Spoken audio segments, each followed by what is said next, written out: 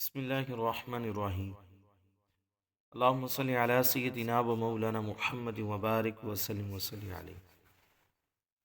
آج قرآن پاک کا ایک اور واقعہ میں آپ کے سامنے حاضر خدمت کر رہا ہوں۔ واقعے کا عنوان ہے دوڑنے والا پتھر۔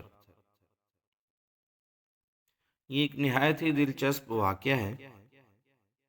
یہ ایک ہاتھ لمبا اور ایک ہاتھ چوڑا چوکور پتھر تھا جو ہمیشہ حضرت موسیٰ علیہ السلام کے جھولے میں رہتا تھا۔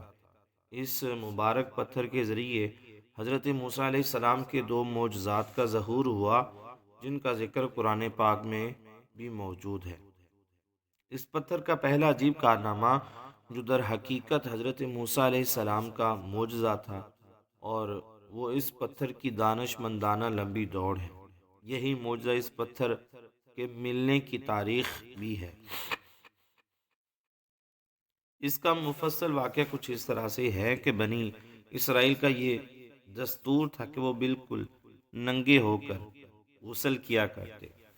حضرت موسیٰ علیہ السلام کو اسی قوم کے آپ بھی ایک فرد تھے اور اسی ماحول میں پلے بڑے تھے، لیکن خداوند قدوس نے آپ کو نبوت و رسالت کی عظمت سے سرفراز فرمایا تھا۔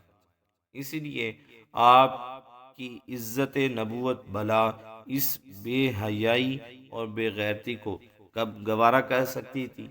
آپ بنی اسرائیل کی اس بے حیائی سے بہت پریشان اور بیزار تھے۔ اس لیے آپ ہمیشہ یا تو تنہائی میں یا تہبند پہن کر غسل فرمایا کرتے۔ بنی اسرائیل نے جب یہ دیکھا آپ کبھی بھی ننگے ہو کر غسل نہیں فرماتے، تو ظالموں نے آپ پر بہتان لگا دیا کہ آپ کے بدن کے اندرونی حصے میں یا تو کوئی عیب ہے یا کوئی سفید داغ ہے، جس کو چھپانے کے لیے آپ نے کبھی بھی کپڑے نہیں اتارے۔ اور ظالموں نے اس تہمت کا اس قدر اعلان اور چرچا کیا کہ گلیوں اور بازاروں میں اس پر باتیں ہونے لگیں۔ یہ جو باتیں تھیں حضرت موسیٰ علیہ السلام کے دل پر بڑی صدمے والی گزری۔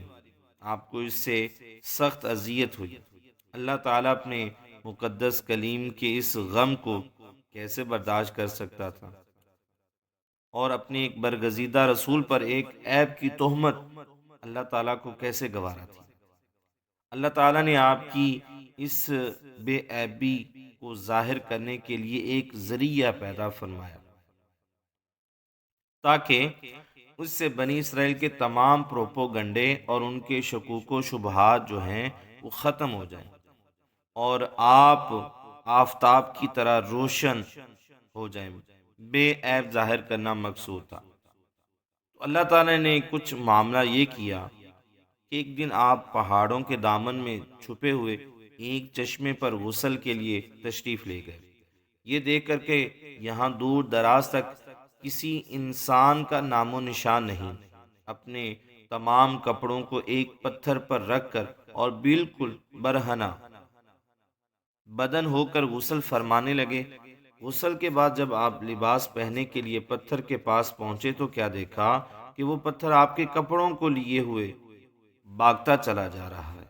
یہ دیکھ کر حضرت موسیٰ علیہ السلام بھی اس پتھر کے پیچھے دوڑنے لگے کہ اے پتھر میرے کپڑے دو، اے پتھر میرے کپڑے دو، مگر یہ پتھر برابر بھاگتا جا رہا تھا، یہاں تک کہ شہر کی بڑی بڑی سڑکوں سے گزرتا ہوا گلی کوچوں میں پہنچ گیا، اور آپ بھی برہنہ بدن ہونے کی حالت میں برابر پتھر کو دوڑاتے چلے گئے۔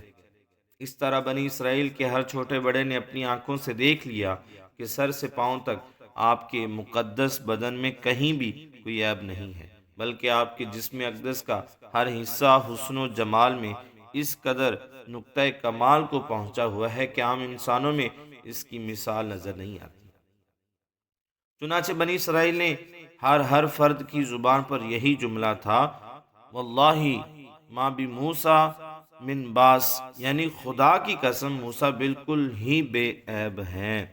جب یہ پتھر پوری طرح حضرت موسیٰ علیہ السلام کی برات کا اعلان کر چکا تو خود بخود ٹھہر گیا۔ آپ نے جلدی سے اپنا لباس پہن لیا اور اس پتھر کو اٹھا کر اپنے جھولے میں رکھ لیا۔ اللہ تعالیٰ نے قرآن پاک میں اس واقعے کو یوں بیان کیا۔ پارہ نمبر 22 سورۃ الاحزاب، آیت نمبر 69۔ اللہ فرماتا ہے کہ اے ایمان والو، ان جیسے نہ ہونا جنہوں نے موسیٰ علیہ السلام کو ستایا تو اللہ نے اسے بری فرما دیا اس بات سے جو انہوں نے کہی، اور موسیٰ علیہ السلام اللہ کے یہاں آبرو والے ہیں۔ یہ ایک واقعہ تھا قرآن پاک کا، اس پتھر کا جو حضرت موسیٰ علیہ السلام کے ساتھ ان کا تعلق تھا۔ اسی پتھر کا ایک اور جو واقعہ ہے وہ بھی میں پہلے آپ کو سنا چکا ہوں کہ اس میدان کے اندر جب موسیٰ علیہ السلام کی جو قوم تھی ان کو جب پیاس لگی تو آپ نے وہاں پر اسی پتھر کے اوپر آپ نے اپنا عصا مبارک مارا اور جس سے 12 چشمے پھوٹ پڑے۔ اس کا ذکر بھی اللہ تعالیٰ نے قرآن پاک میں کیا ہے، اور اللہ تعالیٰ ارشاد فرماتا ہے، اور پتھروں میں تو کچھ وہ ہیں جن سے ندیاں بہہ نکلتی ہیں، اور کچھ وہ ہیں جو پھٹ جاتے ہیں تو ان سے پانی نکلتا ہے، اور کچھ وہ ہیں کہ اللہ کے ڈر سے گر پڑتے ہیں۔ تو یہ واقعہ تھا حضرت موسیٰ علیہ السلام کا۔ اللہ رب العزت کی بارگاہ میں دعا ہے کہ ہمارا یہ ذکر خیر کرنا سننا اللہ تعالیٰ اپنی بارگاہ میں شرف قبولیت عطا فرمائے، اور یہ ذکر ہمارے لیے گناہوں کا کفارے کا سبب بنے۔ جزاکم اللہ خیرہ۔